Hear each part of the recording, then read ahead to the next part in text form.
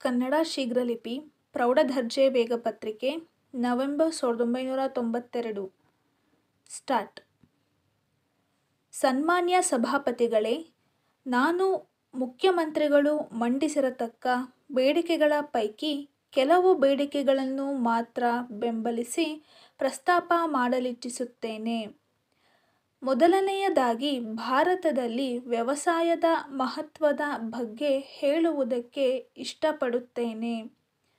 ಭಾರತದ ಆರ್ಥಿಕ ಜೀವನದಲ್ಲಿ ವ್ಯವಸಾಯವು ಮಹತ್ವದ ಸ್ಥಾನವನ್ನು ಹೊಂದಿದೆ. ಭಾರತದ ಆರ್ಥಿಕ ವ್ಯವಸ್ಥೆಗೆ ವ್ಯವಸಾಯವೇ ಆಧಾರ ಸ್ತಂಭವಾಗಿದೆ ಮತ್ತು ವ್ಯವಸಾಯವೇ ಭಾರತದ ಬೆನ್ನೆಲುಬು ಆಗಿದೆ. ವ್ಯವಸಾಯದ ಅಭಿವೃದ್ಧಿ ಎಂದರೆ ಭಾರತದ ಅಭಿವೃದ್ಧಿ ಎಂದೇ ಅರ್ಥ. ರಾಷ್ಟ್ರದ ಆದಾಯದಲ್ಲಿ ವ್ಯವಸಾಯವು ಅತಿ ಮುಖ್ಯ ಪಾತ್ರ ವಹಿಸುತ್ತದೆ.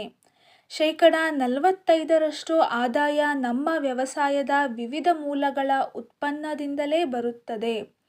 ಬೆಳೆಯುತ್ತಿರುವ ಜನಸಂಖ್ಯೆಗೆ ವ್ಯವಸಾಯವು ಆಹಾರವನ್ನು ಪೂರೈಸುತ್ತದೆ ಮತ್ತು ಆಹಾರವನ್ನು ಒದಗಿಸುವುದಲ್ಲದೆ ವ್ಯವಸಾಯವು ನಮ್ಮ ಕೋರಿಕೆಗೆ ಅನುಗುಣವಾಗಿ ಬೇಕಾಗುವ ಕಚ್ಚಾ ವಸ್ತುಗಳನ್ನು ಒದಗಿಸುತ್ತದೆ. ಭಾರತದಲ್ಲಿ 100ಕ್ಕೆ 70% ಜನರು ವ್ಯವಸಾಯವನ್ನೇ ತಮ್ಮ ಜೀವನೋಪಾಯವಾಗಿ ಅವಲಂಬಿಸಿದ್ದಾರೆ.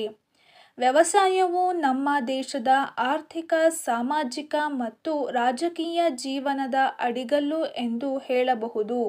ಆದರೆ ಇದೇ ವ್ಯವಸಾಯವು ದೇಶದ ಬಡತನಕ್ಕೂ ಕಾರಣವಾಗಿದೆ. ಏಕೆಂದರೆ ಭಾರತದ ವ್ಯವಸಾಯ ಮಳೆ ಗಾಳಿಯೊಂದಿಗೆ ಜೂಜಾಟ ನಡೆಸುತ್ತದೆ. ಆದ್ದರಿಂದ ಎಲ್ಲಿಯವರೆಗೆ ನಮ್ಮ ಜನ ವ್ಯವಸಾಯವನ್ನೇ ಅವಲಂಬಿಸಿರುತ್ತಾರೋ ಅಲ್ಲಿಯವರೆಗೆ ಬಡತನ ತಪ್ಪುವುದಿಲ್ಲ. ವ್ಯವಸಾಯವನ್ನು ಆಧುನಿಕ ಪದ್ಧತಿಗಳಿಗೆ ಅಳವಡಿಸಿಕೊಳ್ಳದೇ ಇರುವುದು, ವ್ಯವಸಾಯದ ಅಭಿವೃದ್ಧಿಗೆ ಸಾಕಷ್ಟು ಗಮನ ಕೊಡದೇ ಇರುವುದು, ವ್ಯವಸಾಯಕ್ಕೆ ಅವಶ್ಯಕವಾದ ಹಣದ ಸೌಲಭ್ಯ, ನೀರಾವರಿ, ಗೊಬ್ಬರ, ಬೀಜ ಮುಂತಾದವುಗಳನ್ನು ಸಕಾಲಕ್ಕೆ ಒದಗಿಸದೇ ಇರುವುದು ಹೀಗೆ ಹಲವಾರು ಕಾರಣಗಳಿಂದ ವ್ಯವಸಾಯವು ಲಾಭದಾಯಕವಾಗಿ ನಡೆಯುತ್ತಿಲ್ಲ. ದೇಶದ ಆರ್ಥಿಕ ಜೀವನವು ಸುಧಾರಿಸಬೇಕಾದಲ್ಲಿ ಮೊದಲು ವ್ಯವಸಾಯವನ್ನು ಸುಧಾರಿಸಬೇಕು. ಆದರೂ ಕೂಡ ತಜ್ಞರ ಅಭಿಪ್ರಾಯದಂತೆ ವ್ಯವಸಾಯದಲ್ಲಿ ತೊಡಗಿರುವ ಜನರನ್ನು ಕೈಗಾರಿಕೆಗಳಿಗೆ ಆಕರ್ಷಿಸಬೇಕು. ಕೈಗಾರಿಕೆಗಳು ಬೆಳೆದಂತೆ ವ್ಯವಸಾಯವೂ ಬೆಳೆಯುತ್ತದೆ. ಭಾರತದ ಆರ್ಥಿಕ ಯೋಜನೆಗಳಲ್ಲಿ ವ್ಯವಸಾಯವು ಹೆಚ್ಚು ಮಹತ್ವದ ಸ್ಥಾನವನ್ನು ಪಡೆದಿದೆ. ವ್ಯವಸಾಯದ ಸುಧಾರಣೆಯು ಆರ್ಥಿಕ ಅಭಿವೃದ್ಧಿಯ ಬಹು ಮುಖ್ಯ ಭಾಗವೆಂಬುದು ಈಗ ಸಾಮಾನ್ಯ ವಿಷಯವಾಗಿದೆ. ಇದನ್ನು ಮನಗಂಡು ಸರ್ಕಾರವು ವ್ಯವಸಾಯದ ಅಭಿವೃದ್ಧಿಗಾಗಿ ಬಹಳವಾಗಿ ಶ್ರಮಿಸುತ್ತಿದೆ. ಆರ್ಥಿಕ ಯೋಜನೆಗಳಲ್ಲಿ ವ್ಯವಸಾಯಕ್ಕೆ ಹೆಚ್ಚು ಮಹತ್ವವನ್ನು ಕೊಟ್ಟು ಅದರ ಅಭಿವೃದ್ಧಿಗೆ ಬದ್ಧವಾಗಿದೆ. ಅದೇ ರೀತಿ ಸರ್ಕಾರ ವ್ಯವಸಾಯಕ್ಕೆ ಇನ್ನೂ ಹೆಚ್ಚಿನ ಆದ್ಯತೆಯನ್ನು ನೀಡಬೇಕೆಂದು ಹೇಳುತ್ತೇನೆ. ಇನ್ನು ಅಂಗವಿಕಲರ ಪುನರ್ವಸತಿ ವಿಚಾರವಾಗಿ ಒಂದೆರಡು ವಿಷಯಗಳನ್ನು ಹೇಳಬಯಸುತ್ತೇನೆ. ಅಂಗವಿಕಲರ ಸಮಸ್ಯೆ ಬಗೆಹರಿಸುವ ವಿಚಾರದಲ್ಲಿ ಭರವಸೆಗಳು ಕೇಳಿಬರುತ್ತಿವೆಯೇ ಹೊರತು ಅವುಗಳ ಅನುಷ್ಠಾನ ನಿರೀಕ್ಷಿತ ವೇಗದಲ್ಲಿ ನಡೆದಿಲ್ಲ. ಅನೇಕ ಸಂದರ್ಭಗಳಲ್ಲಿ ಅವರ ಬಗ್ಗೆ ಸಹಾನುಭೂತಿಯನ್ನು ಅಷ್ಟೇ ವ್ಯಕ್ತಪಡಿಸುವುದನ್ನು ಕಾಣಬಹುದು. ಆದರೆ ಅವರಿಗೆ ಸಹಾನುಭೂತಿಗಿಂತಲೂ ಅವಕಾಶ ಬೇಕಾಗಿರುವುದು ಮುಖ್ಯ. ಅವರ ಪುನರ್ವಸತಿ ಕಾರ್ಯಕ್ರಮ ಪ್ರಾಮಾಣಿಕವಾಗಿ ಜಾರಿಗೆ ಬರಬೇಕಾಗಿದೆ. ರಾಜ್ಯದಲ್ಲಿ ಅಂಗವಿಕಲರ ಕಲ್ಯಾಣಕ್ಕಾಗಿಯೇ ಪ್ರತ್ಯೇಕ ನಿರ್ದೇಶನಾಲಯ ಇದೆ ಎಂದು ಹೆಮ್ಮೆಪಟ್ಟರೆ ಸಾಲದು. ಆ ನಿರ್ದೇಶನಾಲಯ ಉಪಯುಕ್ತ ಯೋಜನೆಗಳನ್ನು ರೂಪಿಸಿ ಅವುಗಳನ್ನು ಅನುಷ್ಠಾನಕ್ಕೆ ತರುವಂತಾಗಬೇಕು. ಇದು ಯಶಸ್ವಿಯಾಗಿ ಆಗಬೇಕಾದರೆ ಮುಖ್ಯಮಂತ್ರಿಯವರು ಸೂಚಿಸಿದಂತೆ ಸಲಹಾ ಸಮಿತಿಯನ್ನು ರಚಿಸಬೇಕೆಂದು ಸಲಹೆ ನೀಡಬಯಸುತ್ತೇನೆ. ಅಂಗವಿಕಲರಿಗಾಗಿ ರೂಪಿಸಿದ ಬಹುತೇಕ ಕಾರ್ಯಕ್ರಮಗಳ ಲಾಭ ನಗರ ಹಾಗೂ ಪಟ್ಟಣ ನಿವಾಸಿಗಳಿಗೆ ಲಭಿಸುತ್ತದೆ ಎಂಬ ದೂರಿನಲ್ಲಿ ಸತ್ಯಾಂಶವಿದೆ. ಹಳ್ಳಿಗಳಲ್ಲಿರುವ ಅಂಗವಿಕಲರು ತಾವು ನತದೃಷ್ಟರೆಂದು ಗೊಣಗಿಕೊಂಡು ಸುಮ್ಮನಿರಬೇಕಾದ ಪರಿಸ್ಥಿತಿ ಉಂಟಾಗಿದೆ. ರಾಜ್ಯದಲ್ಲಿರುವ ಅಂಗವಿಕಲರ ಬಗ್ಗೆ ತಾತ್ಕಾಲಿಕ ಸಮೀಕ್ಷಾ ವರದಿ ಸಿದ್ಧವಾಗಿರುವುದರಿಂದ ಹಳ್ಳಿಗಳಲ್ಲಿರುವವರನ್ನು ಗುರ್ತಿಸಿ ಅವರ ಪುನರ್ವಸತಿಗೆ ಆದ್ಯತೆ ನೀಡುವಂತಾದರೆ ಅಷ್ಟರ ಮಟ್ಟಿಗೆ ಲೋಪವನ್ನು ಸರಿಪಡಿಸಿದಂತಾಗುವುದು. ಅಂಗವಿಕಲರ ಕಲ್ಯಾಣಕ್ಕಾಗಿ ಶ್ರಮಿಸುತ್ತಿರುವ ಸ್ವಯಂ ಸೇವಾ ಸಂಘಗಳು ಗಣನೀಯ ಸಂಖ್ಯೆಯಲ್ಲಿವೆ. ಸರ್ಕಾರದ ನಿರ್ದೇಶನಾಲಯ ಮತ್ತು ಈ ಸ್ವಯಂ ಸೇವಾ ಸಂಸ್ಥೆಗಳು ಪರಸ್ಪರ ಸಹಕರಿಸಿ ಸಾಮರಸ್ಯದಿಂದ ಕೆಲಸ ಮಾಡಿದರೆ ಪುನರ್ವಸತಿ ಕಾರ್ಯ ಹೆಚ್ಚು ಸಮರ್ಪಕವಾಗಿ ನಡೆಯಲು ಸಾಧ್ಯ.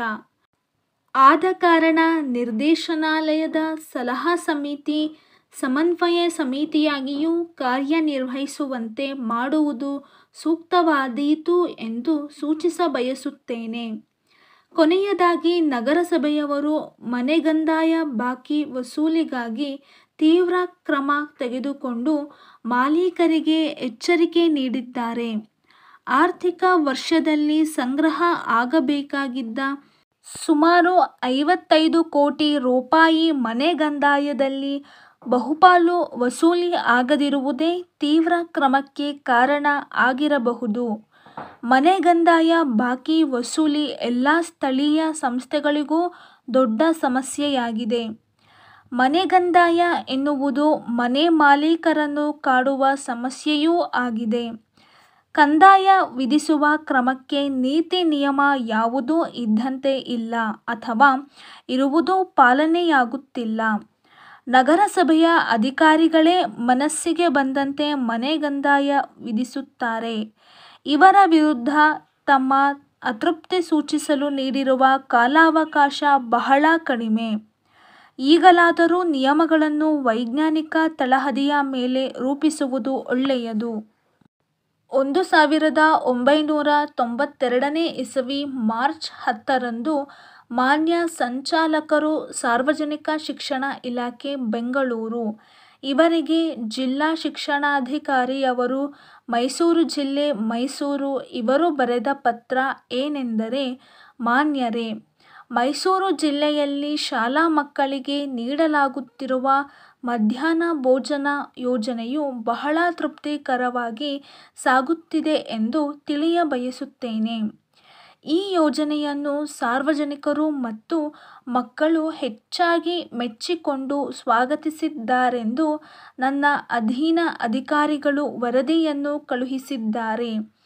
ಈ ಜಿಲ್ಲೆಯ ಜನತೆ ಇಂತಹ ಒಂದು ಯೋಜನೆಯನ್ನು ಜಾರಿಗೆ ತಂದಿದ್ದಕ್ಕಾಗಿ ಇಲಾಖೆಗೆ ಬಹಳ ಆಭಾರಿಯಾಗಿದ್ದಾರೆ ಮತ್ತು ನಾನೂ ಸಹ ಪೋಷಕರಿಂದ ಕೃತಜ್ಞತಾಪೂರ್ವಕವಾದ ಕಾಗದಗಳನ್ನು ಸ್ವೀಕರಿಸಿದ್ದೇನೆ.